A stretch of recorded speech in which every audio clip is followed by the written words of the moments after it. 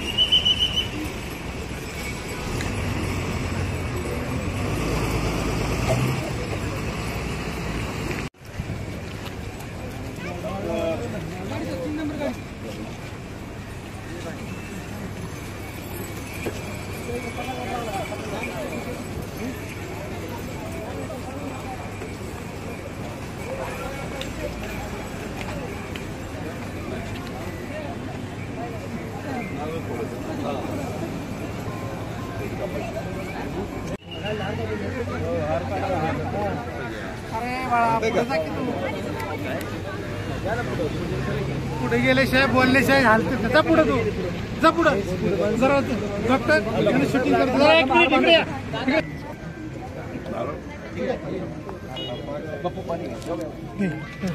पुढे जा पुढे जाकी पुढे बिबिन का पालका तू पुढे झालं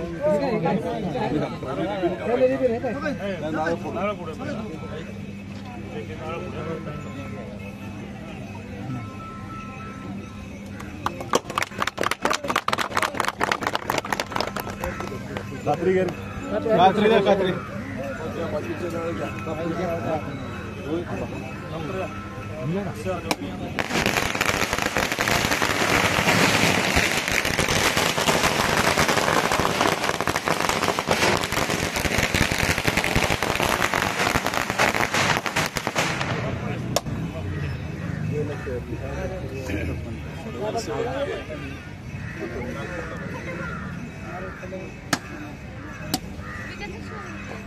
एक मिनिट बाजू सरकार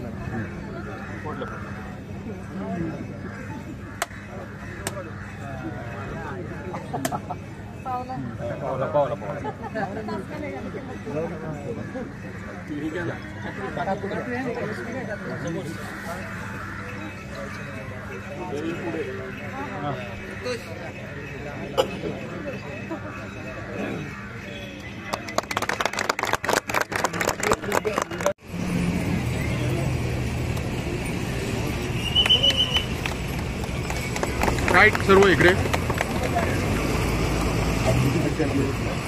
इकडे इकडे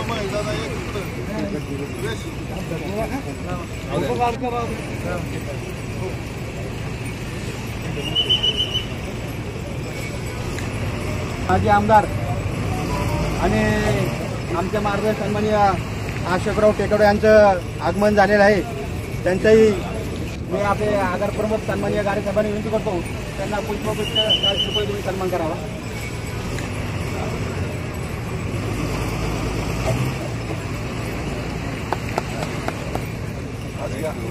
आताच भाजपाचे पुणे जिल्हा अध्यक्षपदी झालेले आहे ते शेखरजी वडणे साहेब त्यांचाही सन्मान मी आमच्या स्थानिक करून सर्व प्रवासी वाहतुकीच्या वाहतूकदार आणि त्या ठिकाणी प्रवास करणाऱ्या सगळ्याच ज्येष्ठ नागरिक सामान्य त्याच्यामध्ये कुटुंबातील लोक किंवा आपले विद्यार्थी यांच्या दृष्टीने अतिशय महत्त्वाची त्या ठिकाणी बाब आहे की आपल्याला त्या ठिकाणी आपले लोकप्रिय आमदार माजी मंत्री आदरणीय विजय शिवकर यांच्या पाठपुराव्यामुळे महायुती सरकारमध्ये काम करणारे कार्यक्षम त्याच्यामध्ये मुख्यमंत्री आदरणीय देवेंद्रजी फडणवीस साहेब, राज्याचे उपमुख्यमंत्री आदरणीय शिंदे साहेब, दुसरे उपमुख्यमंत्री आदरणीय अजितदादा पवार साहेब या महायुतीच्या नेत्यांच्या माध्यमातून आज संपूर्ण महाराष्ट्रामध्ये जे विकासाचं एक पर्व चालू झालेलं आहे त्याच्यामधून त्या ठिकाणी आपल्या लोकप्रिय आमदार बापूंच्या माध्यमातून त्यांनी पाठपुरावा केला आणि 5 नव्या कोऱ्या त्या ठिकाणी एसटी बसेस या ठिकाणी आल्यात. आपण टाळ्या वाजून त्या ठिकाणी बापूंच्या कामाचं आणि कर्तव्याचं स्वागत करूया आणि अशा पद्धतीने या ठिकाणी प्रवाशांची सोय व्हावी आणि सामान्य विद्यार्थी असतील, सामान्य कुटुंबातील लोक असतील, त्यांचं त्या ठिकाणी खऱ्या अर्थानं या शासनानं एक चांगल्या प्रकारचा विचार आणि तळागाळाच्या लोकांना त्या ठिकाणी मदत करण्याचा प्रयत्न हा चाललेला आहे. पुन्हा एकदा महायुतीचं आणि आपले लाडके मुख्यमंत्री, लाडके उपमुख्यमंत्री आणि आपल्या आमदारांचं मी त्या ठिकाणी अभिनंदन करतो आणि या सगळ्या गोष्टीला लाख लाख शुभेच्छा देतो. आणि सासवडचे आपले रहिवासी चंद्रशेखर वडणे. नमस्कार. आज खऱ्या अर्थाने पुरंदरमध्ये आपल्याला जे ग्रामीण भागातल्या लोकांच्या ज्या अडचणी होत्या त्या दृष्टीने आपल्या युतीच्या सरकारने, महायुतीच्या सरकारने ज्या 5 बसेस दिल्यात, माझ्या माहितीप्रमाणे 14 बसेस येणार आहेत. त्यातल्या 5 बसेस आज आपण एसटी आगारामध्ये आलेल्या आहेत. त्याच्या लोकार्पण सोहळ्यानिमित्त मी सन्माननीय श्री आपल्या लोकप्रिय आमदार आपले सन्माननीय श्री विजय बापू शिवतारे साहेब यांचे स्वागत करतो आणि त्यांनी केलेल्या प्रयत्नामुळे आज ह्या ज्या 5 बसेस आपल्याला मिळाल्या आणि इथून पुढे ग्रामीण भागातल्या लोकांचा प्रवास सुखकर व्हावा म्हणून आम्ही महायुती म्हणून आम्ही नक्कीच प्रयत्न करू आणि लोकांच्या अडीअडचणी, कारण आपण पाहिलं असेल की ग्रामीण भागातल्या महिला असतील किंवा मुली असतील शिक्षणासाठी एसटी हा खूप महत्त्वाचा पर्याय आपल्या भागामध्ये आहे. तर त्या दृष्टीने तो अजूनही सुखकर व्हावा यासाठी अजूनही आपण प्रयत्न करू. सन्माननीय आमचे मुख्यमंत्री देवेंद्र फडणवीस साहेब लोकांसाठी सहानुभूतीपूर्वक विचार करतात आणि त्याच्या दृष्टीने लोकांसाठी हे सरकार काम करतं. ह्याचं एक जिवंत उदाहरण म्हणजे आज इथेच नाही तर भोरमध्येही आपल्याला 5 बसेस मिळाले, तिथेही आपल्याला मिळाले. ग्रामीण भागात जिथे जिथे मागणी होते तिथे सरकार आपलं पूर्णपणे लक्ष देऊन आपल्याला मदतीचं काम करतंय.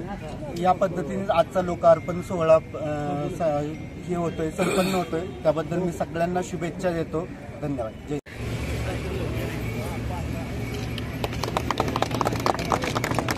सर्व भाजप, सेना, राष्ट्रवादीचे सर्व पदाधिकारी, विशेषतः आमचे माजी आमदार अशोकभाऊ टेकवडे, नवनियुक्त जिल्हाप्रमुख शेखर वडणे, आमचे नगरसेवक सचिनराव भोमळे, डॉक्टर दळवी, त्याचप्रमाणे उपस्थित विद्याताई दळवी, आमच्या महिलांच्या अध्यक्षा वैशालीताई, त्या ताईचं काय नाव पाठवलं, नीताताई सुभागडे, उपस्थित सर्वच, धनंजय आहे, नितीन आहे, हरिभाऊ आहेत, राजू शेठ आहेत, सर्व तिन्ही पक्षांचे पदाधिकारी.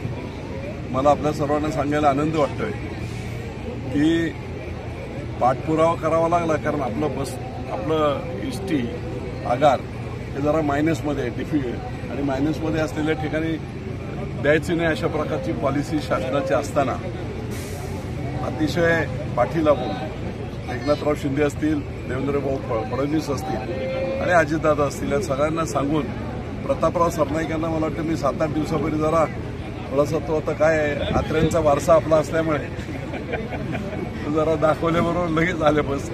अरे म्हटलं कराडला बस येत आहेत, इकडे बस येत आहेत, पुरंदरला बस नाही म्हणजे काय. आराध्य दैवत संपूर्ण महाराष्ट्राचं इथे बसलेलं आहे. पुण्यापासूनचं एकदम जवळचं हे वाढतं शहर, एअरपोर्ट होतं आणि अशा ठिकाणी जर सेवा नाही दिल्या, ठीक आहे, गोरगरिबांची मुलं सगळी शाळांमधून शिकत असतात, जास्तीत जास्त फायदा ज्येष्ठ नागरिकांना आणि शेतकऱ्यांना आणि विद्यार्थ्यांना होत असतो. लालपरी ही प्रॉफिट कमवण्यासाठी नाही, लालपरी ही सेवेसाठी आहे असं नेहमीच सांगितलं जातं असायचं. आणि म्हणून बऱ्याच ठिकाणचे मुक्काम कॅन्सल व्हायचे, लोकांच्या तक्रारी यायच्या. नेहमीची एक तक्रार गाडेसाहेब तुम्ही चालू केली की नाही मला माहीत नाही, नेरेवरून राख मार्गे केली ना, त्या विद्यार्थ्यांना खूप त्रास होता. आणि म्हणून एक चांगल्या प्रकारचं काम व्हावं म्हणून या एसट्या गरजेच्या होत्या. जुन्या एसट्या सुद्धा बऱ्याच दिवसांच्या झालेल्या आहेत. 14 एसट्या पूर्ण आपल्याला देण्याचं ठरलेलं आहे. पुढच्या टप्प्यात आणखी 5 मिळतील, त्याच्या पुढच्या टप्प्यात 4 मिळतील. आणि म्हणून निश्चितपणे जुन्या ज्या गाड्या आहेत त्या गाड्यांचं सुद्धा रिपेअरला जर काही विशेष काय योगदान शासनाचं पाहिजे असेल मला सांगा, मी प्रताप सरनाईकांना सांगून त्या गाड्या सुद्धा व्यवस्थित कशा करता येतील, त्यासाठी काय बजेट पाहिजे असेल, काय असेल तर ते देखील मिळेल.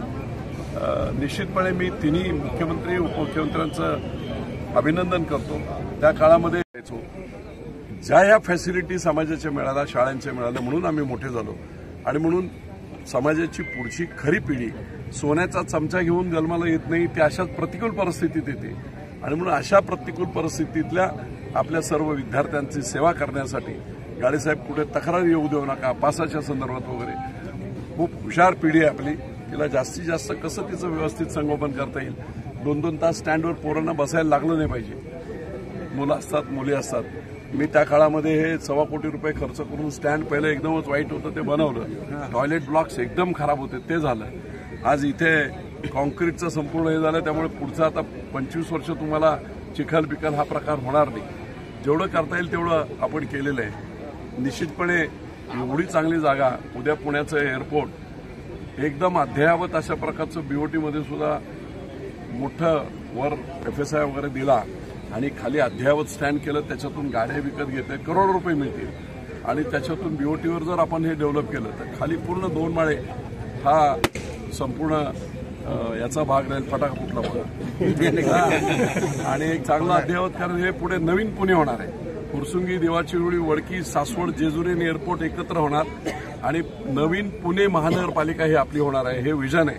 आणि म्हणून त्याच्यासाठी आवश्यक पुढच्या 100 वर्षाचा विचार करत तेवढं जसं बॉम्बे सेंट्रलवरून त्यावेळेस इन्व्हिसाइज केलं होतं, सगळ्या महाराष्ट्रात गाड्या जातात, तसं आपल्याकडे सुद्धा सासवड महत्वाचं आहे, जेजुरी महत्वाचं आहे.